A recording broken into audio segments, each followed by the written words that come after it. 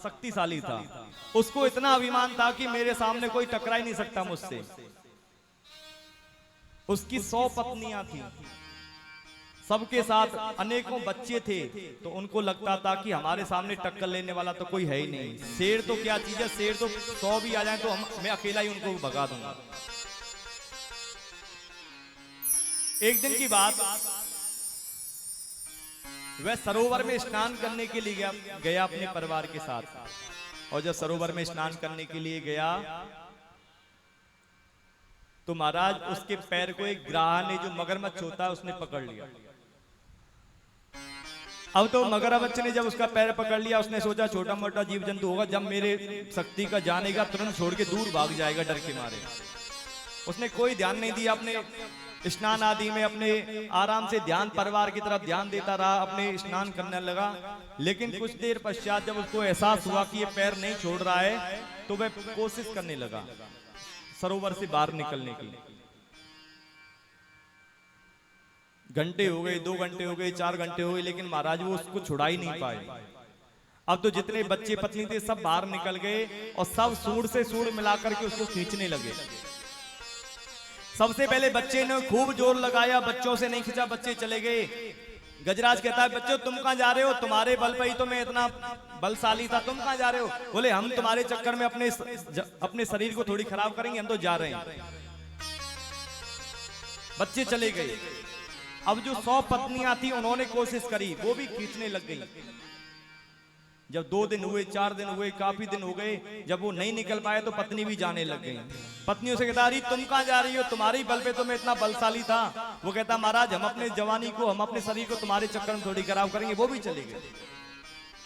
अब गजराज को एहसास हो गया कि जिनके बल पे मैं बलशाली बनता था वो कोई मेरा नहीं है, जिनके लिए मैंने इतना किया, इतना कमाया, वो सारे मुझे छोड़ छोड़ कर चले गए। प्रीतम जान लियो मनमाही, अपने सुख से ही जग बांधो, कोहू काहू को नाई। अपना जब तक तुम्हारी जेब में पैसा है, जब तक तो सब तुम्हारे रिश्तेदार हैं, सब दोस्त हैं। जिस दिन पैसा खत्म हो जाएगा, जब तक फिर तो उस दिन दूसरे रास्ते से लोग निकलेंगे, तुम्हारे घर के सामने से भी नहीं निकलेंगे, कहीं कुछ मांग ना ले। अपने सुख से ही जग बांधो, कोहू काहू को नाई। गजराज आज समझ गया कि जो रिश्तेदार थे, नातेदार थे, मेरे बेटे पत्नी जितने भी सब थे, ये सब मतलब के यार थे। ये सब कब तक काम आते हैं?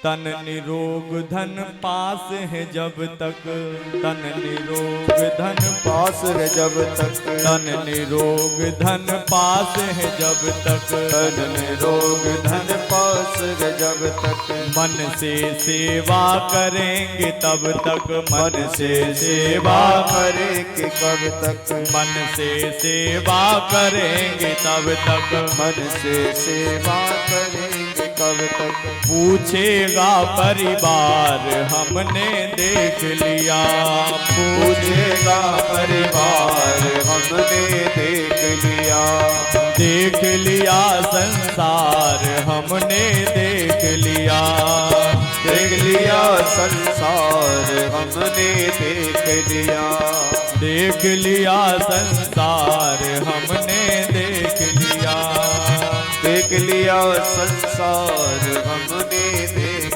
लिया। तन निरोग धन पास है जब तक शरीर स्वस्थ है, तुम कमा के ला रहे हो, तब तक तो बड़े प्रेमी हो। जब तक जेब में पैसा है, धन पास है जब तक, तब तक तो मन से सेवा करेंगे तब तक। पूछेगा परिवार हमने देख लिया। लेकिन जब पैसा खत्म, शरीर खत्म हो गया, शरीर कमजोर हो गया, महाराज कोई पास भी नहीं आता बात करने के लिए। तो आज गजराज दुखी हो गया और दुखी होकर के कह रहा है कि आज मेरा कोई सहारा नहीं है, मेरा तो कृष्ण का नहीं है सहारा है। और आज उनको ध्यान लग गया और भगवान की स्तुति करने लग गया। क्योंकि जब तक मैं परिवार के साथ, परिवार से मैंने अपनी सहायता के लिए पुकार की, तब तक मेरे कोई साथ नहीं आया। लेकिन अब तो मेरा नारायण ही साथी है, तो भगवान का स्मरण करने लग गया। और जब भगवान का स्मरण किया तो तुरंत भगवान हरि आए और आकर के उन्होंने गजराज से पहले ग्राह का उद्धार कर दिया, ग्राह की गर्दन को काट दिया। जब ग्राह की गर्दन कट गई, हाथी बाहर निकल आया।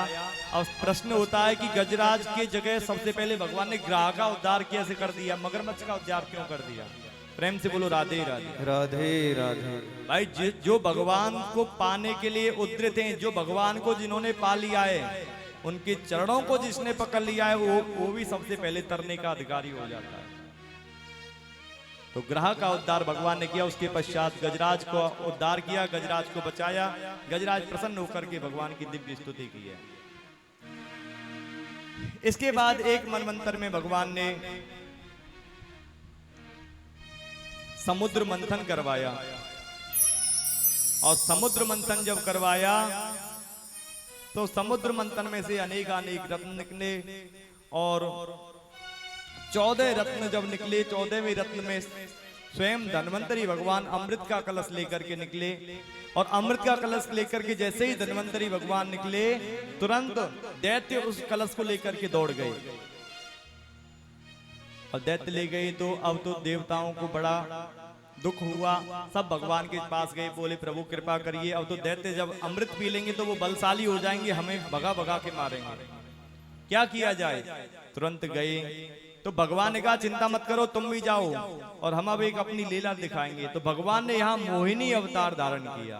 बोलिए मोहिनी भगवान की जय। मोहिनी अवतार धारण करके भगवान ने दैत्यों के पास गए, और दैत्यों के पास जाकर के दैत्यों ने जब भगवान की मोहिनी मूर्त को देखा, सब मोहित हो गए और बोले देवी ये लो अमृत का कलश, आप हम दैत्यों को सबको पिला दीजिए।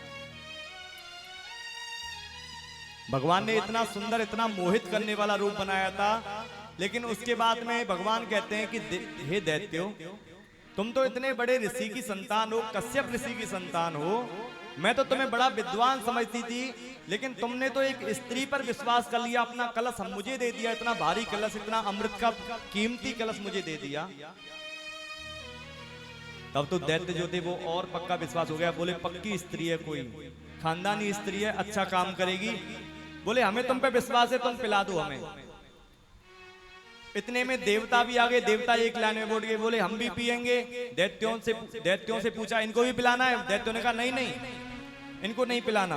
भगवान मोहिनी अवतार में दैत्यों से कहते हैं कोई चिंता मत करो, इनको थोड़ी पिलाएंगे, तुमको ऊपर ऊपर से गाड़ी गाड़ी पिला देंगे, और जो पानी पतला बचेगा। दैत्यों से भगवान ने कहा कि इसमें जो गाड़ी गाड़ी है वो नीचे जमी हुई है, इसलिए पतली पतली इन देवताओं के लिए पिला के इनको भगा देते हैं, इनसे कोई असर नहीं होगा। जो गाड़ी गाड़ी जमी हुई है वो तुम्हारे लिए पिलाएंगे, चिंता मत करो, इनको भगा देते हैं बस पिला के पहले। तो भगवान देवताओं वाली लाइन में पहले अमृत को चलाने लगे, और एक एक करके सबको पिलाने लग गए।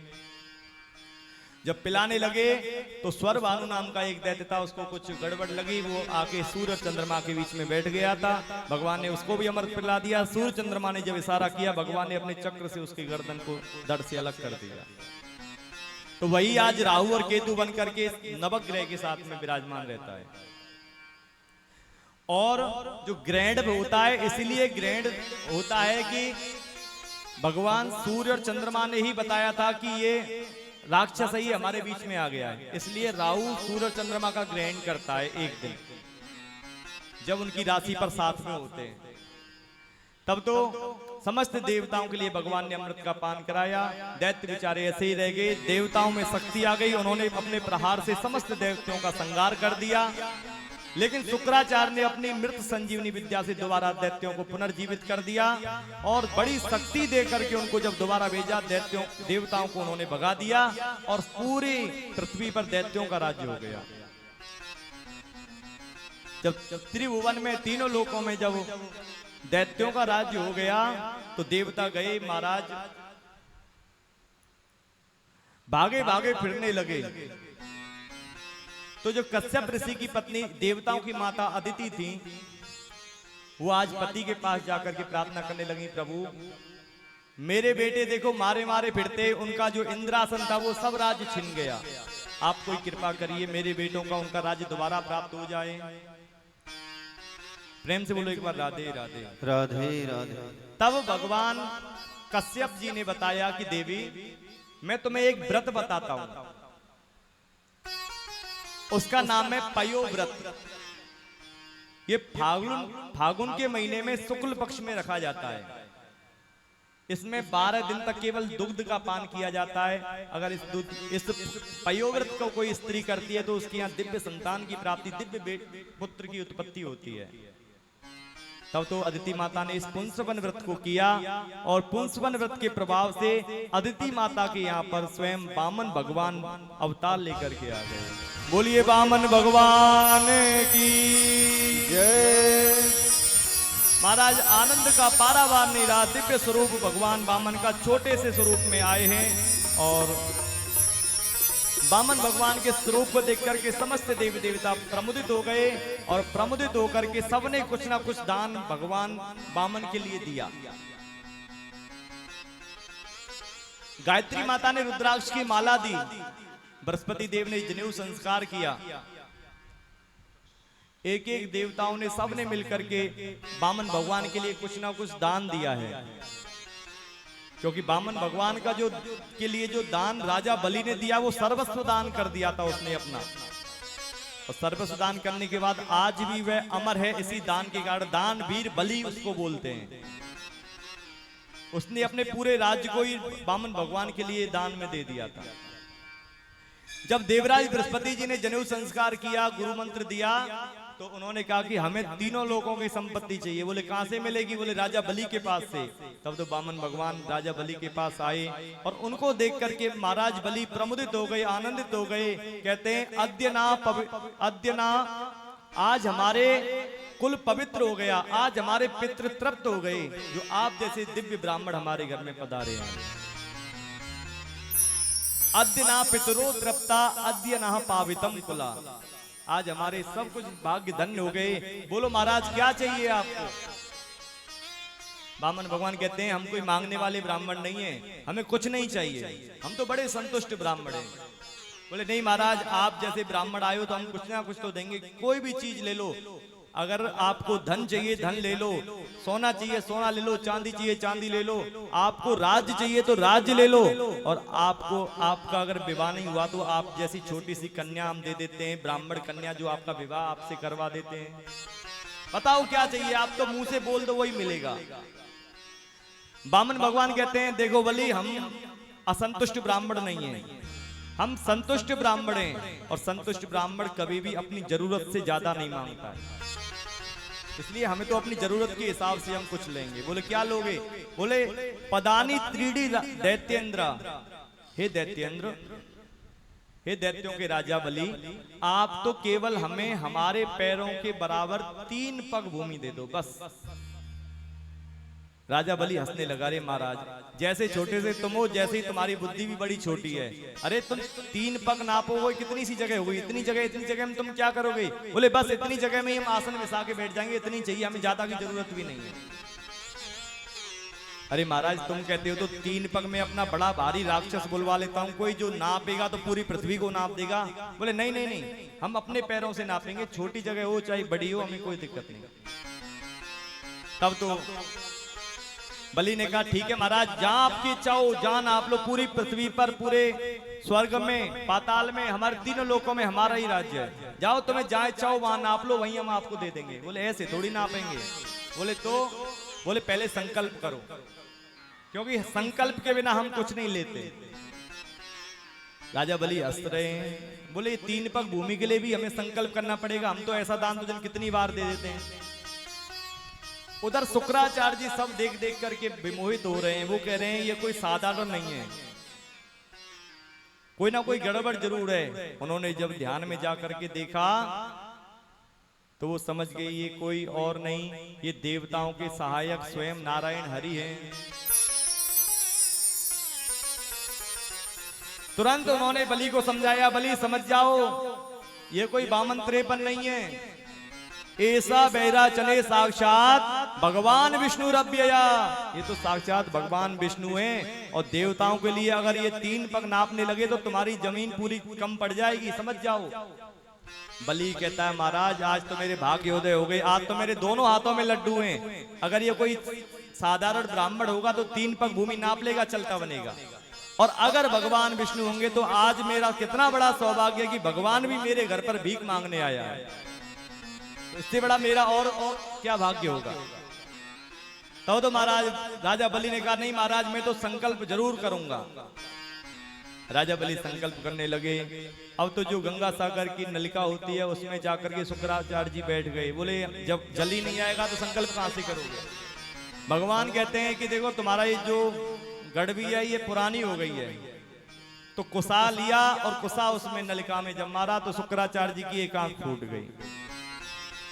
भगवान कहना चाहते हैं महाराज आप तो संत महात्मा हो, शुक्राचार्य हो, तो आप तो कम से कम एक दृष्टि से सबको देखो, तो दान करने दो। तब तो महाराज राजा बलि ने जो शुक्राचार्य जी वहां से चले गए संकल्प किया और संकल्प करके बड़ा दिव्य दान भगवान के लिए राजा बलि ने किया है। और आज वामन भगवान की दिव्य झांकी आज हमारे सामने आई है। आइए वामन भगवान का हम सब मिलकर के नमस्कार करते हैं और उन सब का ध्यान करते हुए और उनके चरणों में सब मिलकर के पूजन करेंगे। बोलिए वामन भगवान की जय।